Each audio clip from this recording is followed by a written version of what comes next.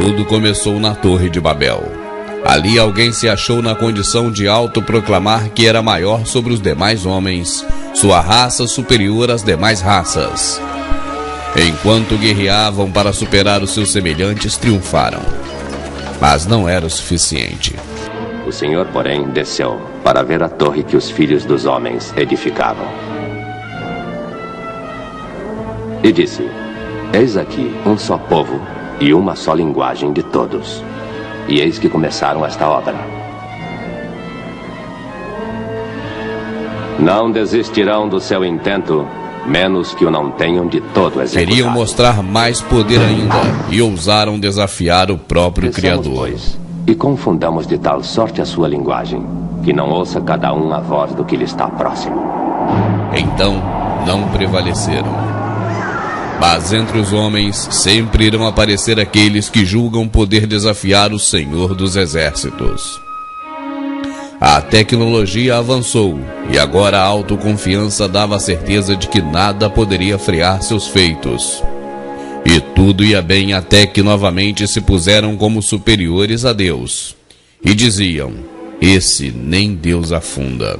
E, ironicamente, o elemento o qual se supunha que o manteria flutuando foi justamente o que o afundou: a água. Água congelada. Obama, presidente marionete na mão de Henry Kissinger. Sometimes my rhymes are far out and you might as well be shouting to come closer.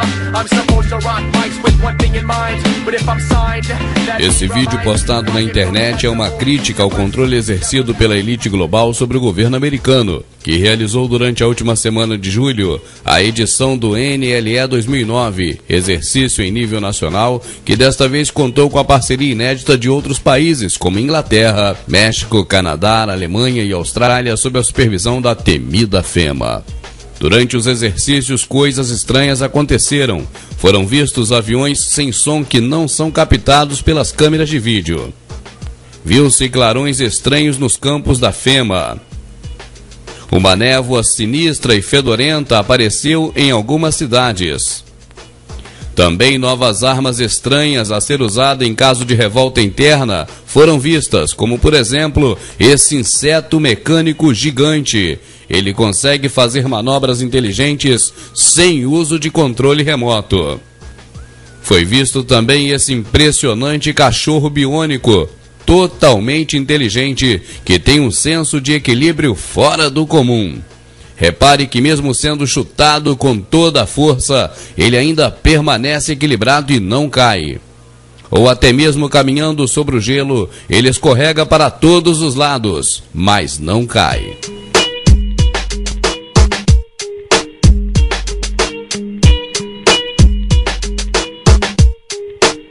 Seu senso de equilíbrio é 100 vezes superior ao humano. Diferente dos animais que têm apenas 2 olhos, esse aparato enxerga em todas as direções, inclusive acima e abaixo, e consegue caminhar em locais acidentados com perfeição superior à de humanos. Ele teria diversas utilidades, como dispersação de tumultos, entrar em locais contaminados, servir de bomba, invadir fortalezas atirando para todo lado, caminhar em campo minado, efetuar prisões e manter guarda de prisioneiros, entre muitas outras utilidades. Durante a realização destes exercícios em nível nacional, aconteceu um acidente real na cidade de Bryan, no Texas, quando uma indústria química explodiu e vazou fumaça química por toda a localidade. Isso forçou a FEMA a evacuar a cidade, removendo 70 mil moradores de suas casas, e serviu como um teste real de capacidade da FEMA em lidar com uma situação de evacuação em massa.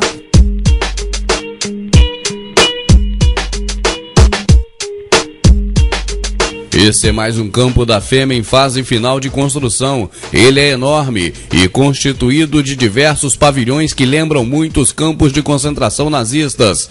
E a exemplo dos campos alemães, os campos da FEMA são construídos próximos à rede ferroviária, o que facilitaria o transporte em massa de pessoas para os campos.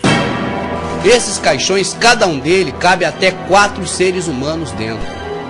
No estado da Geórgia, ano passado, surgiram 500 mil caixões cada um com capacidade para 4 pessoas. Estão guardados, estão armazenados na Geórgia. E do ano passado para cá, isso aí deixou a população de lá estarrecida, né? Para que seriam aqueles tantos caixões? Para quê? Tantos caixões assim. Do ano passado para cá, já apareceu em Indiana, que é outro estado americano, e em diversos outros estados americanos, quantidades muito superiores de caixões. A informação que se tem é que hoje nos Estados Unidos, divididos, separados em cada estado, tenha aproximadamente 5 milhões de caixões. Cada caixão cabe 4 pessoas. Caixões de plástico, que é mais barato. E eu pergunto a você, o que eles estariam preparando? Para que seriam esses caixões? Senhor Jesus, tenha piedade de nós, Senhor Deus. We are your coffins, which you paid for, with your tax money. There are millions of them waiting for you in different states across the country. Each coffin can hold 3 or 4 people, and most of you will be crammed into one right after martial law is declared in America. The master plan of this satanic group of puppets is a new world order. Their goal is to kill 90% of the world's population, so they can better control the rest of us, and they will start in America. They have already built many industrial ovens inside the FEMA death camps. These ovens will be used to get rid of the dead bodies. However, eu vou parar essa reportagem por aqui porque ela tem 20 minutos. Os dos judeus, e marcaram também os judeus. Usaram o hexagrama, que nós já falamos aqui nesse DVD, em demais DVDs também falamos sobre isso. É um símbolo satânico, é um símbolo de deuses cultuados no Oriente Médio, diversos deuses. Por que que o hexagrama é um símbolo satânico? E as pessoas erradamente conhecem como estrela de Davi, chegando mesmo a ter denominações evangélicas que utilizam o hexagrama como símbolo da sua igreja. O que é o hexagrama? Ele é uma pirâmide apontando para cima e outra pirâmide apontando para baixo. Repare que é o mesmo gesto da estátua de George Washington, o mesmo gesto do cabeça de bode, apontando para cima e para baixo. Significa assim no céu como na terra. É a tentativa de Satanás de ser maior do que Deus, assim no céu como na terra. Esse é o real significado do hexagrama. Nos uniformes que colocaram nos judeus nos campos de concentração, algumas vezes utilizavam só a parte do triângulo apontando para baixo, para o chão, e outras vezes as duas partes, formando o hexagrama. Então os soldados do regime fascista de Hitler não é símbolo cristão. Esse símbolo não consta na Bíblia. Esse símbolo consta em outros locais. Símbolo do deus Dagon, uma entidade pagã, e que é homenageado ainda hoje no Vaticano, onde os líderes da Igreja Católica utilizam o chapéu, que é uma homenagem ao Dagon. Então, se você tem o peixinho como símbolo cristão, corre dele, porque não oficialmente, mas especula-se que há a possibilidade dele ser usado para marcar os cristãos para a morte. No estado da Geórgia também tem os caixões da FEMA. Os caixões da FEMA estão centrados basicamente no estado da Geórgia. E coincidência ou não, em 1910, neste mesmo estado da Geórgia, reuniram-se as famílias Illuminati. Lideraram essa reunião, foi uma única reunião, foi liderada pela família Rothschild e pela família Rockefeller, que são os principais expoentes dos Illuminati. Nessa época, essas duas famílias eram as líderes, como são até hoje, dos bancos que forneciam dinheiro para os Estados Unidos na época e que hoje fornecem para o planeta inteiro, por bem dizer, ou quase o planeta inteiro.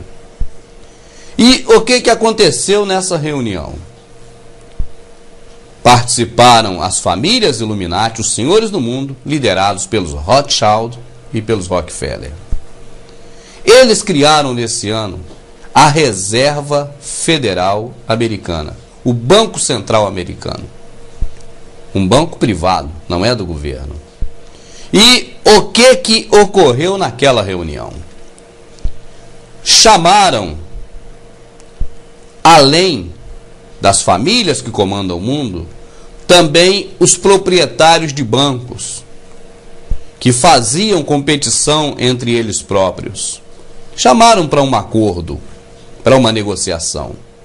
Nessa época, eles já patrocinavam cada um seus candidatos ao Senado, à presidência da República Americana. Só que a partir de então, proporam a criação da Reserva Federal.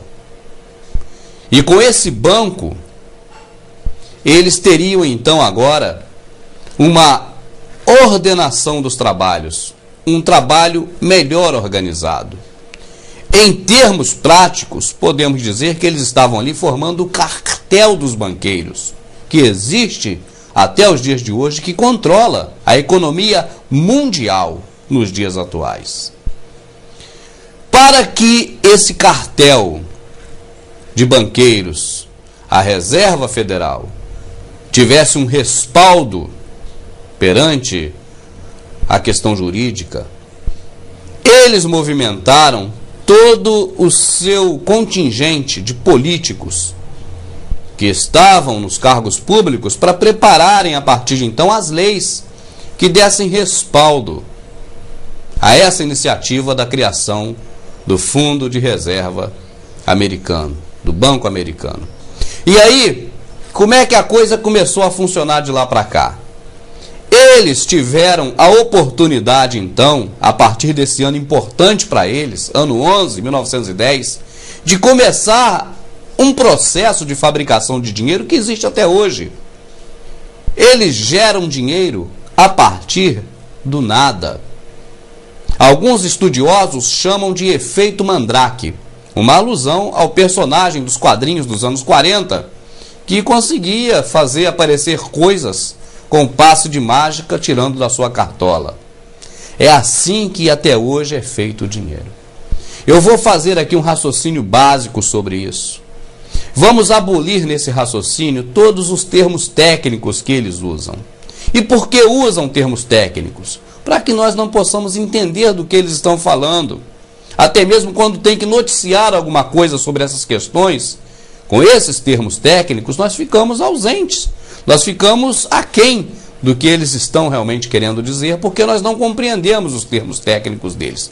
Mas vamos para aqui para uma análise bem simples, que é também, você sabe, o comum aqui nesse trabalho que nós fazemos. É transformar as coisas mais complicadas de uma forma mais simples, para que o entendimento seja mais fácil. Como o governo trabalha com o Fundo de Reserva Americano, com a Reserva Federal, o banco do cartel de banqueiros? O governo americano, no princípio era o governo americano, hoje são basicamente todos os governos do mundo, incluindo o nosso país, o Brasil. Vamos começar do seguinte princípio. O governo gasta muito mais do que arrecada com impostos. Esse é o princípio. E volto a dizer, é uma análise bem básica, bem superficial, bem prática e bem simples para que o entendimento seja facilitado.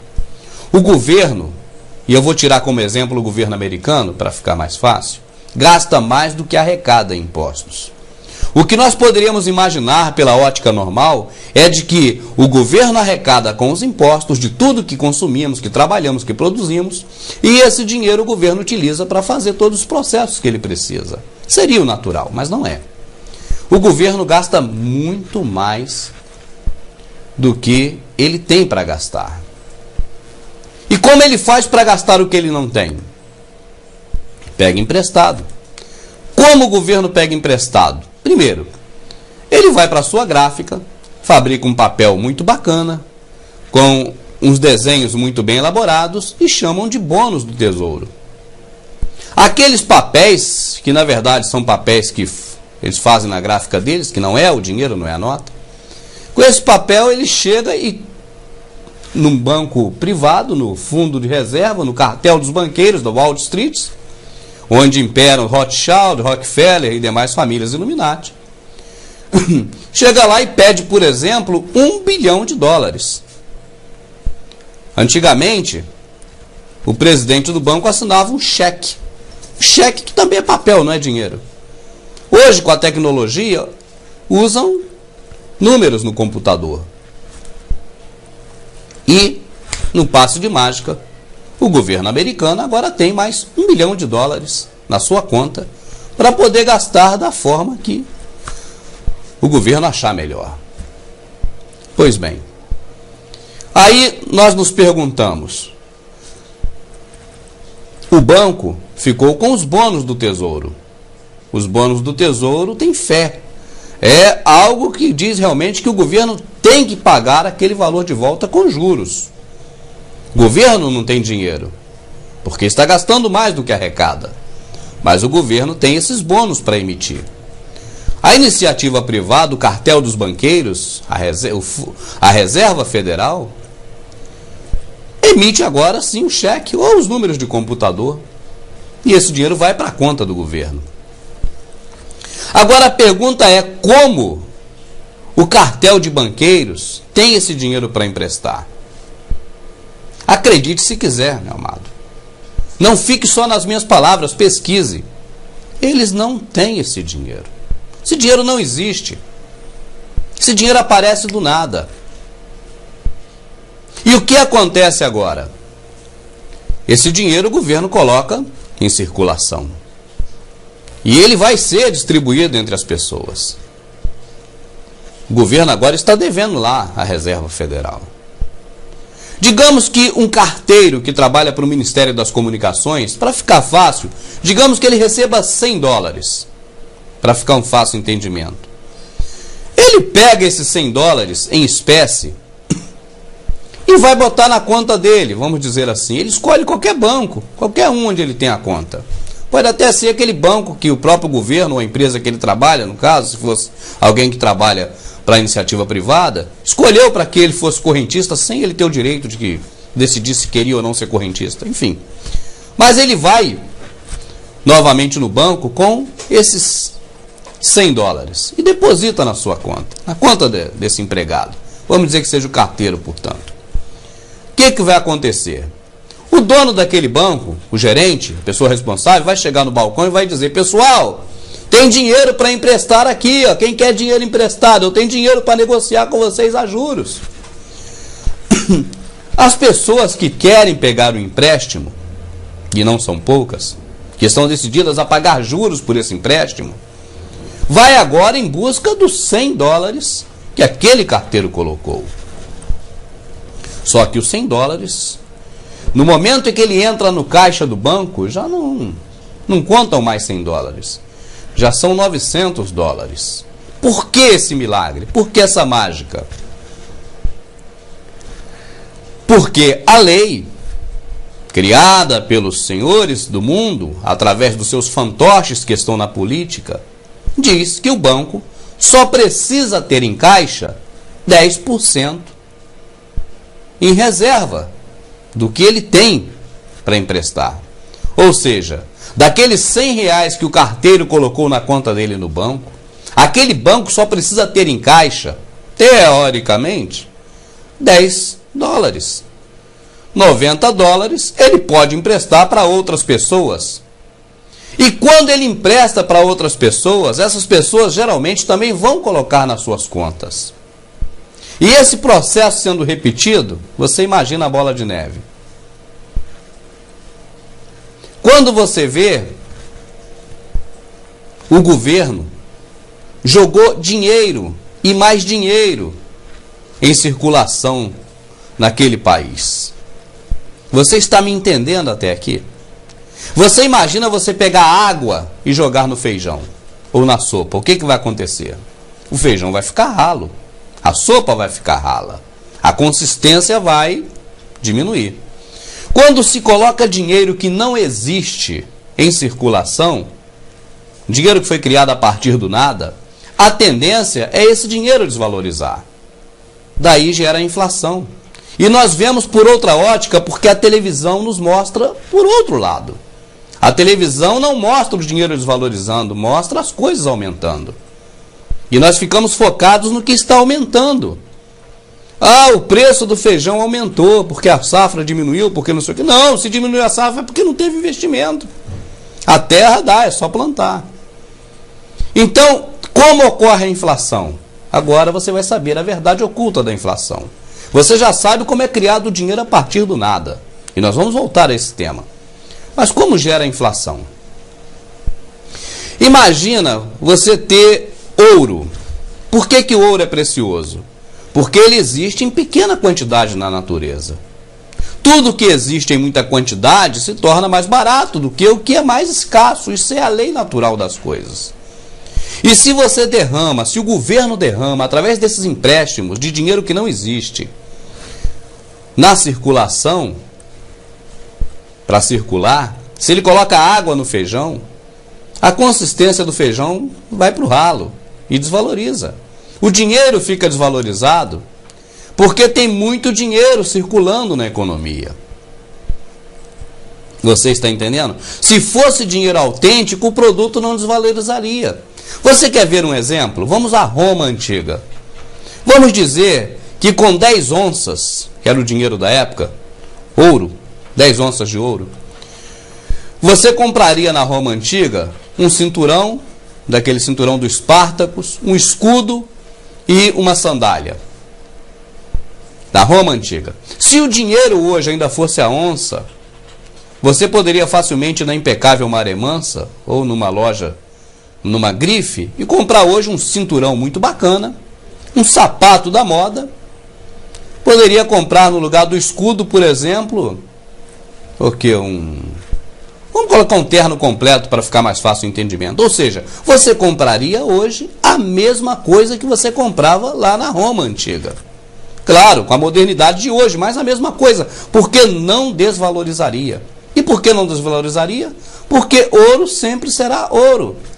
Não aumenta de uma forma mágica a quantidade de ouro existente no planeta. Agora, o dinheiro fabricado a partir do nada, ele, aumentado em circulação, vai fazer com que haja realmente essa desvalorização. É assim que existe a inflação. Então nós voltamos agora àquela dívida que o governo tem lá com o cartel de banqueiros. Por falar em cartel, o que é um cartel? Um cartel é a forma em que se reúne ex-concorrentes, pessoas que se degradavam entre si em busca de obter lucro, alguma vantagem, alguma coisa, e agora eles se unem e fazem um acordo de cavalheiros, formam um cartel. Um exemplo, se fabricavam porcas e parafusos e concorriam entre si, eles combinam, agora eu fabrico porca, você parafuso. E forma-se assim um cartel. O cartel dos banqueiros é isso, trabalham em conjunto, são as 13 famílias que comandam o mundo, detêm 70% da receita do mundo todo, 30% fica para quase 7 bilhões de pessoas, 7 bilhões de pessoas, repartir, brigar por ele. É por isso que o amor ao vil metal é a raiz de todos os males, não há segredo nisso, isso é natural. Então, o governo agora deve a Reserva Federal, o governo não só americano, mas do mundo todo, porque é lá que todos buscam dinheiro. O governo agora tem que pagá-los. E para pagar aquele dinheiro, ele tem que produzir cada vez mais taxas, mais taxas, mais taxas. E você, meu amado, para pegar um empréstimo lá no banco, não importa se é um banco pequenininho ou grande, porque eles estão embaixo de pirâmides, são pirâmides dentro de pirâmides. No topo da pirâmide estão os Rockefeller, Rothschild, as 13 famílias Illuminati, os senhores do mundo, o cartel de banqueiros. Você, para pegar um empréstimo, você precisa necessariamente comprovar que tem como pagar. Seja com o carro, com a casa, com o apartamento, com o sítio, com o terreno, com o que você tiver. Para garantir que você vai pagar, porque se você não pagar, você vai ter os seus bens tomados para pagar e quitar a sua dívida. É cruel. Mas eles não precisam de nada disso. Eles fabricam dinheiro a partir do nada. Dinheiro para eles são números na tela do computador. O cheque, quando foi inventado, o propósito aparente foi para facilitar a vida das pessoas que não estavam com dinheiro e emitiam um cheque. Aparentemente. Na realidade, foi para respaldar um dinheiro que não existe. Para você ter uma ideia, se todas as pessoas que são correntistas buscarem nas suas contas o dinheiro que eles têm no banco, vai ser uma decepção tremenda, porque não há dinheiro para pagar todo mundo. Não há dinheiro em espécie. Não há papel, não há moeda. Só há números em computador. Isso eles não querem que você saiba de maneira nenhuma. Eles não querem que você veja isso. E é por esse motivo que ridicularizam as pessoas que querem mostrar essa verdade para você. E, se possível, até matam. Porque é algo muito sério. O sistema, o pilar do mundo, está baseado hoje nesse sistema mentiroso que eles criaram para nos iludir. A televisão é a maior fonte de distração hoje, não é à toa. É para não deixar você pensar, é para pensar por você. Porque se você pensar, você acaba vendo o que eles têm feito. E é algo terrível. É algo terrível. O governo federal, eu não estou falando mal do meu governo não, que eu amo o meu presidente da República, mas o governo federal de todos os países, eles são obrigados a inventar cada vez mais taxas, cada vez mais impostos, para poder ir pagando aquilo que eles devem lá, que nunca vão pagar. Nunca vão pagar porque foi dinheiro criado do nada, dinheiro com juros. Você imagina só um detalhe. O banco te empresta o que eles não têm. Os juros que você paga ao banco do empréstimo é um juros de um dinheiro que eles não têm. Você me entende? A lei diz que eles têm que ter em reserva 10% do que eles têm na rua emprestando. Isso também ninguém comprova se eles têm ou não esses 10%. A economia mundial, eles fazem ela estabilizar, desestabilizar, aumentar. Eles fazem o que querem. É tudo manipulável e controlável por eles, porque eles fabricam dinheiro a partir do nada. O que eles precisam para isso? Apenas continuar elegendo as pessoas que eles têm no governo para poder respaldar em leis essas coisas. E as leis nós somos obrigados a obedecer. Se nós não obedecemos às leis, nós somos fora da lei, somos presos, somos punidos. Você entende? Então, quando você agora puder refletir um pouco mais, pare, pesquise, pense, não fique só no que eu estou te falando. Procure mais informações sobre como funciona o cartel dos banqueiros. Eu vou disponibilizar no site verdadeoculta.com.br isso que eu disse aqui em palavras bem detalhadas, muito mais detalhado do que o que eu disse aqui, para que você saiba que o sistema em que nós estamos vivendo é uma arapuca e que nós estamos presos nela. Você sabe que as coisas que são produzidas pelos senhores do mundo, muitas das vezes são feitas para a guerra, são feitas contra nós, são feitas para o nosso mal-estar e não para o nosso bem-estar. Mas são apresentadas de formas diferentes, contrárias, né? Eles apresentam como se fossem para o nosso bem-estar. Eu li na revista Super Interessante, há uns anos atrás, alguns, não poucos anos atrás, sobre a invenção que revolucionaria os restaurantes. A pessoa vai almoçar, jantar no restaurante e muitas das vezes é para bater um papo, né, sobre negócio, sobre até namoro ou outra coisa qualquer. E muitas das vezes a televisão que fica ligada incomoda as pessoas. E esse artigo da revista que eu li trazia a informação de que havia agora uma solução para esse problema. Ou seja, um sistema através de ondas acústicas, ondas sonoras, sistema acústico, em que só a pessoa que quisesse ouvir a televisão é que ouviria. Porque a pessoa poderia, na sua mesa, acionar um sistema em que só chegaria até ela, só no ouvido dela, aquele som da televisão. Portanto, os outros que não quisessem ouvir a televisão ligada, poderia simplesmente desligar para ela própria o som da televisão, porque seria um som direcionado para cada pessoa. Quando eu li esse artigo, eu já de olhos abugalhados, eu logo pensei, não me engana não. Isso não é para o nosso bem, não. Não é. Não pode ser, porque nada que eles fazem é para o nosso bem, não. Eles apresentam para o nosso bem, mas não é para o nosso bem. O fundamento não é esse. Você vê, por exemplo, a internet. É uma arma de defesa, né? E depois de muito tempo foi nos apresentado como algo que está aí hoje e está sendo, inclusive, muito útil, né? Não deixa de ser. Mas foi criado como arma de guerra. Não sei até quando a internet vai ser útil também, porque o senador Rockefeller, ele está no Congresso lá, toda reunião, toda sessão no Congresso americano, o Rockefeller, senador, está lá se colocando totalmente contra a internet, querendo acabar com a internet. Ele diz, inclusive, que ela não deveria nem nunca ter existido. Bom, mas resumindo, quando eu vi essa matéria na Super Interessante, eu logo pensei, tem um lado podre disso. E agora, não agora recentemente, mas já há algum tempo, tornou-se público e notório que existe a arma de acústica de longa distância, de longo alcance. Inclusive, na reunião do G20, essa arma foi utilizada para dispersar a população, porque eles viram aquele foco de energia sonora, acústica, para o lado das pessoas, e as pessoas ficam com o cérebro explodindo no termo de não conseguir mais segurar, ouvir aquele ruído, né? E, na verdade, então, provou-se mais uma vez que o que era para a nossa satisfação, para o nosso bem-estar, na verdade, é uma arma contra a população. E é livre o direito da pessoa protestar, a pessoa, desde que esteja de forma decente, né, deveria ser permitido. Não concorda, vai fazer o quê? Agora, eles têm essa arma já moderna. As polícias dos Estados americanos estão se equipando cada vez mais com essas armas. Elas estão proliferando muito. E eu creio que eles estão já se preparando para utilizar essa arma em grande escala em alguma coisa que está por vir. Barbas de molho.